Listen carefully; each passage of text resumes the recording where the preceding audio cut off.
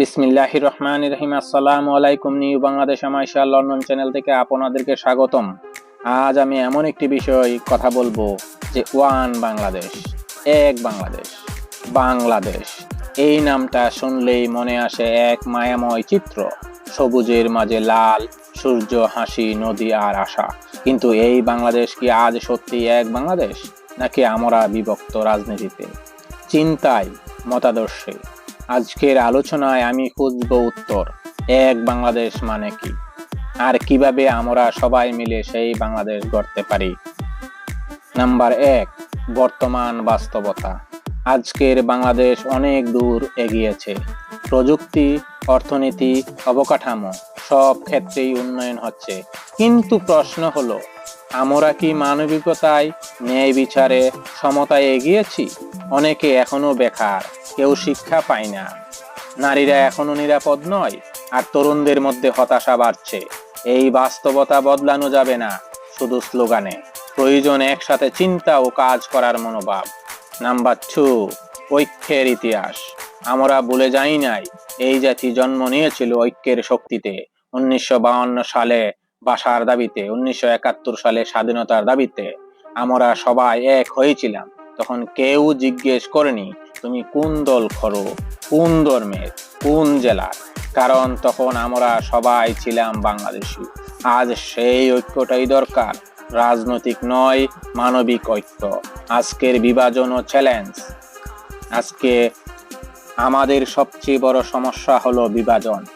কেউ বলে আমার দলই ঠিক, কেউ বলে অন্যদের কথা শুনবো না। ফলাফল, আমরা একে অপরের শত্রু হয়ে যাচ্ছি। এই মানবিকতা ভাঙতে হলে আমাদের দরকার সচেতন নাগরিকতা। ভিন্ন মত মানে শত্রুতা নয়, ভিন্ন মত মানে বৈচিত্র্য, সৌন্দর্য। এই চিন্তাই ওয়ান বাংলাদেশের মূল। নাম্বার 4, ভবিষ্যতের দিক নির্দেশনা। তাহলে আমরা কিভাবে এক বাংলাদেশ গড়ব? শিক্ষা। যে শিক্ষা মানুষকে সহনশীলতা শেখায়, নৈতিকতা শেখায়, দেশপ্রেম শেখায়। প্রযুক্তি শুধু উন্নয়নের নয়, ন্যায় বিচার প্রতিষ্ঠার হাতিয়ারও হতে পারে। Digital code, smart service, transparent governance এইসবই ওয়ান বাংলাদেশের ভিত্তি। অর্থনীতি, সবার জন্য সুযোগ তৈরি করতে হবে। গ্রাম ও শহরের ব্যবধান কমাতে হবে। নারী উদ্যোক্তা, যুব উদ্যোক্তা, এরা হবে নতুন অর্থনীতির চালিকা শক্তি। ন্যায় বিচার ও মানবিকতা, আইন সবার জন্য সমান হতে হবে। দুর্নীতি আর বৈষম্যের জায়গা থাকবে না। দেশপ্রেম ও মূল্যবোধ। দেশপ্রেম মানে শুধু পতাকা নাড়ানো নয়, দেশপ্রেম মানে সততা, পরিশ্রম, দায়িত্ব পালন। নাম্বার 5, যুব সমাজ ও নেতৃত্ব। পরিবর্তনের আসল শক্তি হলো তরুণ সমাজ। আজকের যুবক যদি সচেতন হয়, তাহলে 2050 সালের বাংলাদেশ এক নতুন দিগন্তে যাবে। তরুণদের শেখা দরকার, নেতৃত্ব মানে ক্ষমতা নয়, নেতৃত্ব মানে দায়িত্ব।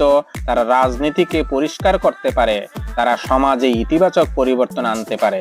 এই তরুণরাই ওয়ান বাংলাদেশের আসল নায়ক। এক বাংলাদেশ এটা কোনো স্লোগান নয়, এটা একটা বিশ্বাস। আমরা সবাই একে অপরের প্রতিচ্ছবি।